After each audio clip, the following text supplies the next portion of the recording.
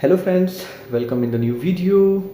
So in the last video I promised you that I will bring a video about characters, next video about characters, and here it is. So in this video we are going to talk about that how the characters are developed in literature and how you can make your own characters by learning certain traits and how you can develop them throughout the story. So to make a better story, overall better story, of course you need to have a great knowledge about how the stories are made, how the plots are written, so you can make your own story or novel. But yeah, of course, before writing or before learning anything else, you need to understand the fundamentals. In order to understand the fundamentals, you need to understand the basic concepts. Now, of course, you will be thinking that fundamental and basics are the same thing, but they are not actually. Fundamental is a bit above than the basics. Basics are you are just getting the uh, overall knowledge about what the particular thing is, and fundamental is how they are actually being used, so you will be able to use them in your own stories or poetries or anything else or novels. So let's start now. So characters in literature and types of characters. So we are going to talk about the first character we have here, protagonist. Now, learning about protagonist is a kind of character who is the main lead in the story. So now I'm gonna talk about protagonist in Hindi because ये हमारी थोड़ी सी Hindi oriented English class है. So now protagonist क्या होता है? Protagonist जो होता है वो आपका main lead, चाहे वो एक्ट्रेस हो सकती है या एक्टर हो सकता है, हीरो या हीरोइन. ये मेन लीड होते हैं आपके, जो through out the story develop होते हैं और स्टोरी को एक एंड पे लेके जाते हैं. So they are the main characters, they are the main reason, so the story have an and.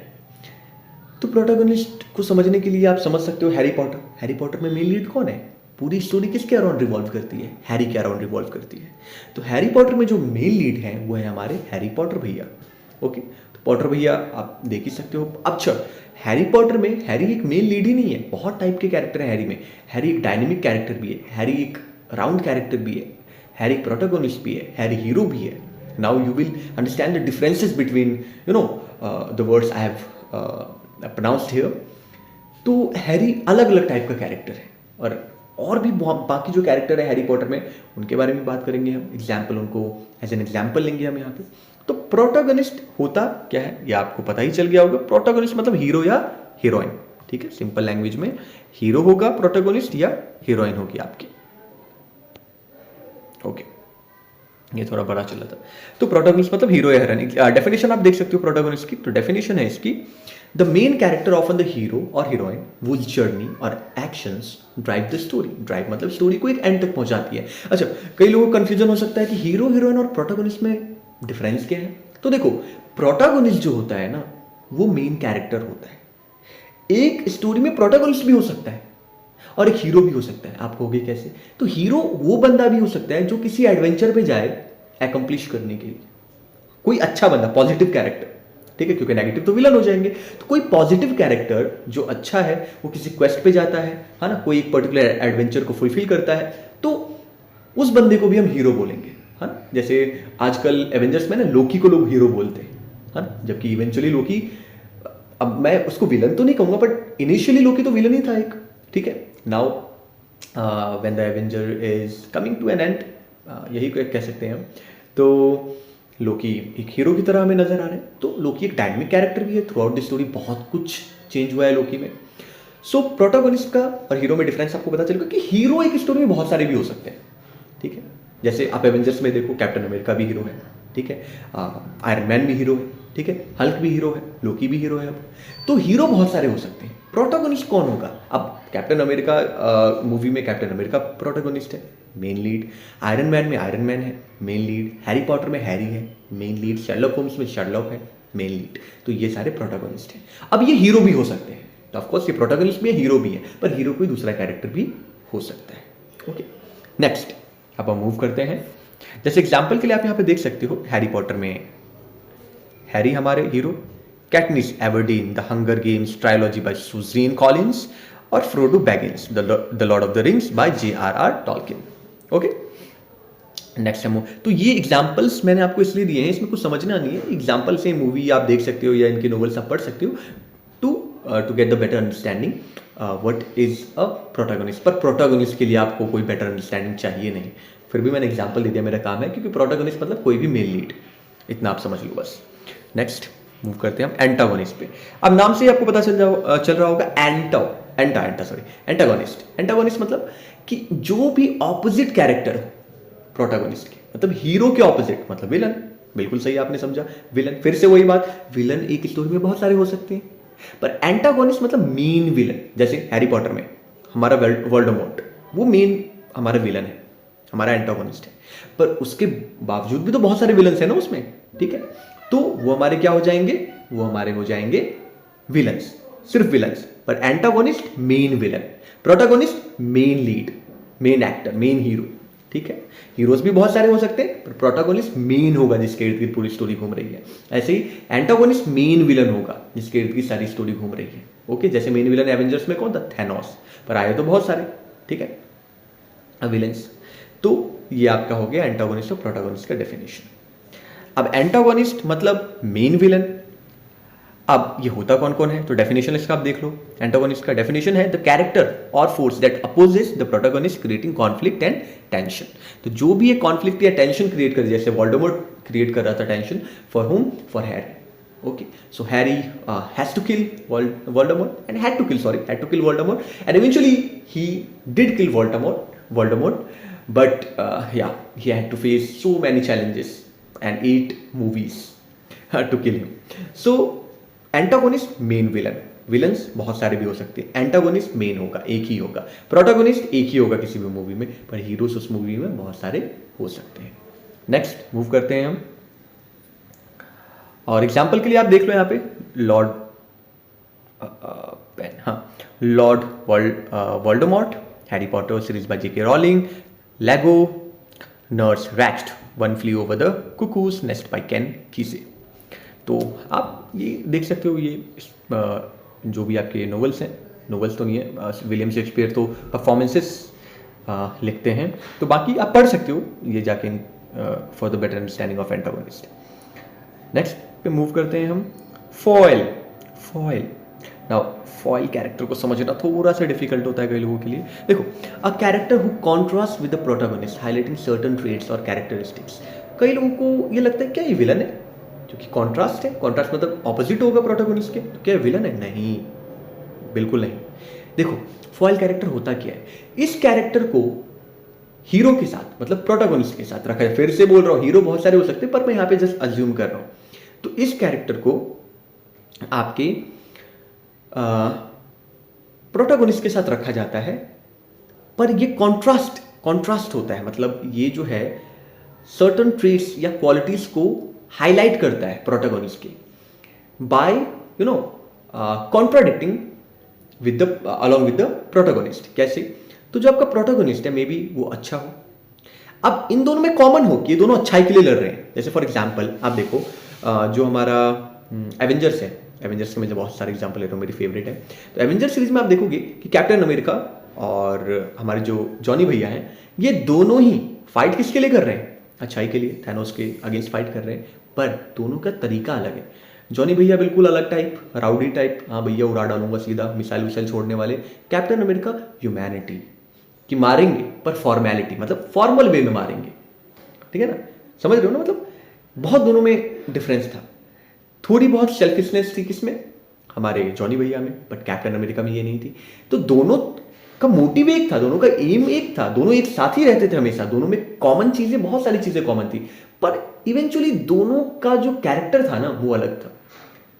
Tony भैया थोड़े ना कह सकते हैं आप राउडी टाइप थे, जहाँ की जो हमारे कैप्टन अमेरिका थे वो टीचर टाइप बंदे थे, शांति से मारेंगे, आराम से मारेंगे, बिना हल्ला गुल्ला किए। तो ये आपका फॉयल कैरेक्टर होता है, मतलब ऐसा कैरेक्टर, ये कोई विलन नहीं होता है, हो सकता है विलन भी हो, ठीक है, और कैरेक्टर के साथ है तो विलन भी हो सकता है, पर मोस्टली ये क्या होता है, प्रोटैगनिस्ट के साथ रहता है, और फॉइल कैरेक्टर शो करता है प्रोटैगनिस्ट के सर्टन ट्रेट्स को हाईलाइट करता है by highlighting his own traits. Okay, next है, तो इसका एग्जांपल आप देख सकते हो फॉइल कैरेक्टर का। फॉइल कैरेक्टर का एग्जांपल है आपका definition, a character who contrasts with the protagonist highlighting certain traits और कैरेक्टरिस्टिक्स।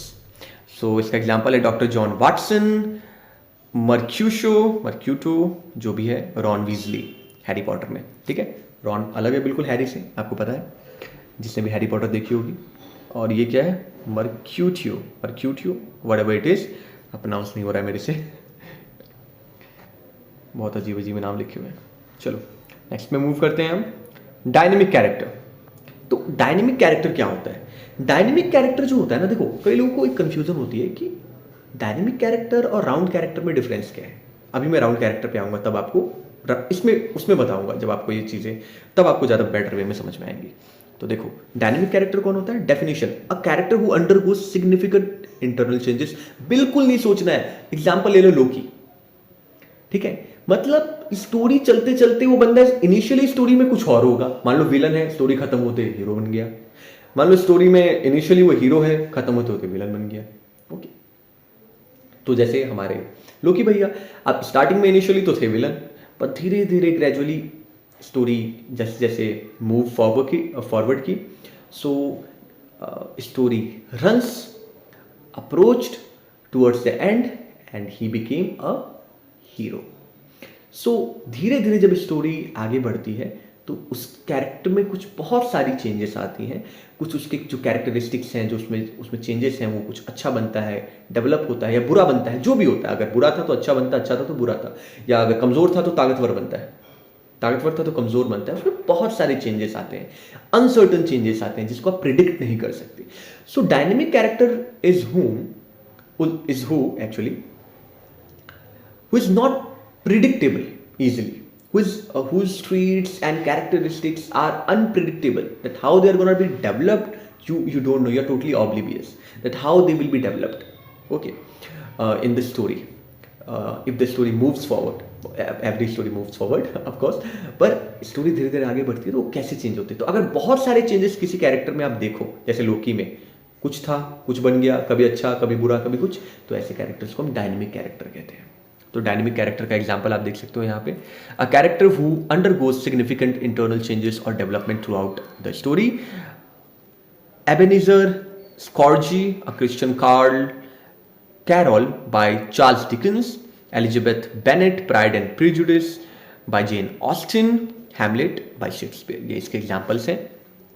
नेक्स्ट पे मूव करते हैं हम स्टैटिक कैरेक्टर पे। Now what is called a static character? Static character नाम से ही पता चल रहा है, पूरे स्टोरी में इसमें कुछ भी चेंजेस नहीं आएंगे, आएंगे भी तो इतने माइनर चेंजेस होंगे, you are not gonna notice them. Okay, so there will be no dynamic changes, there will be no random changes, also there will be no uncertain changes.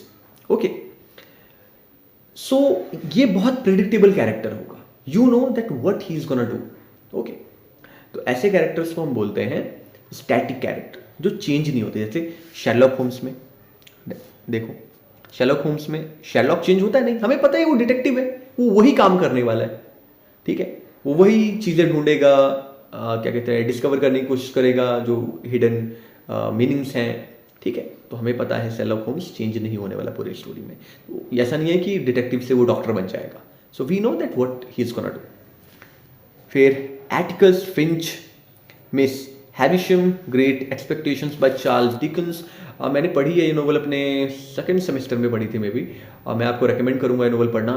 Great times बहुत तगड़ी novel है, times नहीं, great expectations बहुत तगड़ी novel है, और थोड़ी सी ट्रेजिडिक भी है, तो मैं इसको कहूँगा कि पढ़ो आप बेटर अंडरस्टैंडिंग के लिए। मुझे इसकी एक्चुअल स्टोरी पूरी याद तो है नहीं, काफ़ी दिन हो गए पढ़े हुए, पर इसमें कुछ होता है कि एक लड़की से प्यार करता है ये, बाद में उस लड़की की भी किसी और से शादी होती है, बाद में दोनों बहुत सालों बाद मिलते हैं, ये कमाने के लिए कहीं और जाता है, और ट्रेजिडी भरी हुई है, 2-3 लोग मर भी जाते हैं इसमें। सो एक बार आपको पढ़नी चाहिए, बहुत ही अच्छी स्टोरी है। नेक्स्ट है हमारे पास राउंड कैरेक्टर। आगे राउंड पे डायनेमिक राउंड, मैंने बोला था आपको राउंड कैरेक्टर्स कौन से होते हैं। Definition, a well developed character with complex and multi dimensional traits. तो क्या होता है उनमें, मल्टी डायमेंशनल ट्रेड्स होते हैं।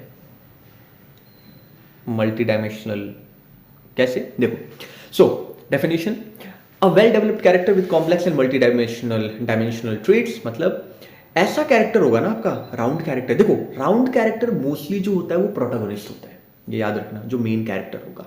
अब वो कॉम्प्लेक्स ट्रेड्स से हमारा क्या मतलब है, देखो आपको पता नहीं चलेगा कि उस कैरेक्टर में क्या क्या चेंजेस आ रहे हैं, आप बहुत प्रिडिक्टेबल नहीं होगा, और उस कैरेक्टर में जो चेंजेस आएंगे ना वो बहुत रियल लगेंगे, बहुत आप उसको फील करोगे, वो बहुत ज़्यादा अनसर्टन नहीं लगेंगे आपको, ऐसा नहीं लगेगा कि कुछ अचानक से हो रहा है, स्पॉन्टेनियसली कोई चीज़ हो रही है। सो जैसे फॉर एग्जाम्पल, जैसे हम देखें कि रॉबर्ट डॉनी जूनियर में एवेंजर्स में, फिर से एग्जाम्पल लूँगा एवेंजर्स का क्योंकि बहुत ही पसंद है मुझे, एवेंजर्स में आते हैं, उसमें कितने सारे चेंजेस आते हैं उसमें, आप देखोगे रॉबर्ट डॉनी वो अपनी चीज़ों से सीखता है, उसकी हिस्ट्री हमें बाद में पता चलती है, तो उसके बारे में हमें और भी बहुत सारी चीज़ें पता चलती है। हमेशा याद रखो कि राउंड कैरेक्टर के बारे में आपको बहुत सारी चीज़ें आगे जाके पता लगेंगी, आप शॉक हो जाओगे, और वो बहुत अम्यूजिंग होता है, वो बहुत लर्न करता है, वो ग्रेजुअली बहुत चीज़ें सीखता है, ठीक है, और वो ओवरऑल बहुत बेटर वे में डेवलप होता है पूरी स्टोरी में, और एक अलग ही स्पार्क होती है उसमें, तो उस कैरेक्टर को हम राउंड कैरेक्टर कहते हैं। अच्छा, एक राउंड कैरेक्टर डायनेमिक हो सकता है ऑफकोर्स, पर दोनों में फिर भी बहुत डिफरेंस है। डायनेमिक कैरेक्टर को राउंड होने की जरूरत नहीं है, मतलब उसमें जरूरी नहीं है कि चेंजेस आ जाए, उसमें चेंजेस आएंगे पर उसका जो एक मेन ट्रेट है ना, सोल ट्रेट, वो चेंज नहीं होगा, ठीक है, पर राउंड कैरेक्टर का चेंज हो सकता है सोल ट्रेट। कैसे, जैसे एग्जांपल के लिए मैं आपको बताता हूँ राउंड कैरेक्टर का कैसे चेंज हो सकता है। आप सीरीज देखो मनी हाइस्ट, मनी हाइस्ट में आप एक चीज़ देखोगे मनी हाइस्ट में, कि जो हमारे प्रोफेसर साहब हैं, जो प्रोफेसर हैं हमारे, वो क्या करता है, उसमें क्या चेंजेस आते हैं, पहले उसकी खुद के रूल्स होते हैं। क्या रूल्स होते हैं उसके खुद के, कि कोई भी मतलब रोमांस या लव वगैरह इन सब चीज़ों में नहीं पड़ेगा, पर बाद में वो खुद ही उन चीज़ों में फंस जाता है, ट्रैप हो जाता है। तो ये राउंड कैरेक्टर है।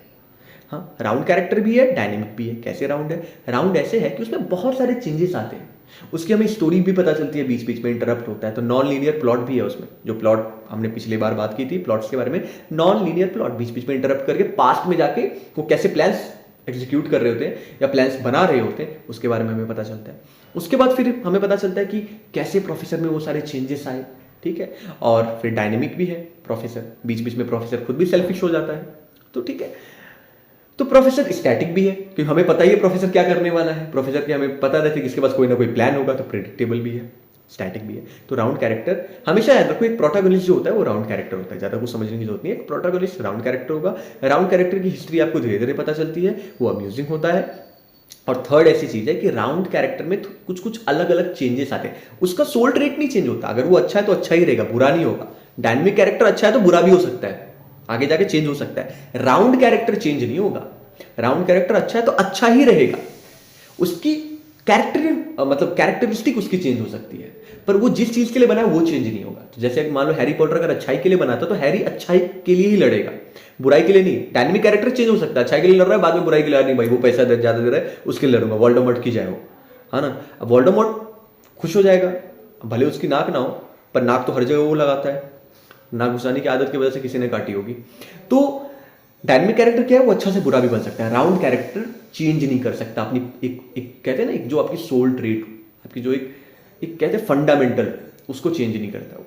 नेक्स्ट है आपका, तो एग्जाम्पल के लिए आप देख सकते हो जे गैट्सबी, जो मार्च, हॉल्डन कॉलफील्ड, तो ये जो है आपके एग्जाम्पल्स हैं।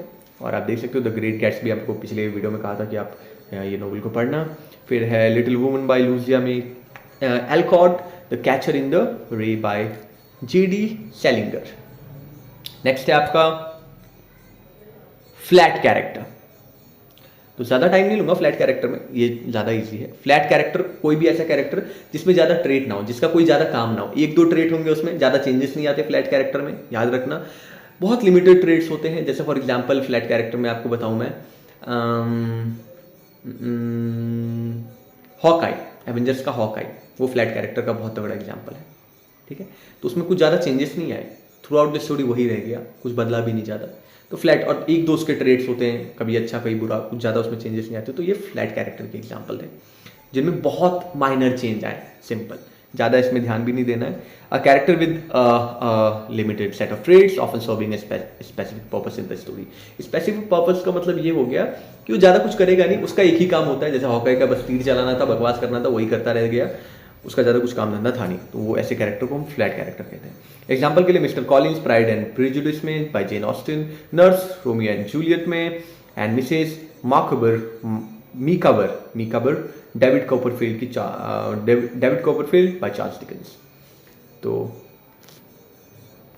मिसेस मीकाबर, ओके, प्रोनाउंस गलत ना किया हो तो मैंने। Next stock character. Stock character क्या होते हैं? Definition: a stereotypical character with predictable traits commonly found in certain genres of types of literature or types of literature.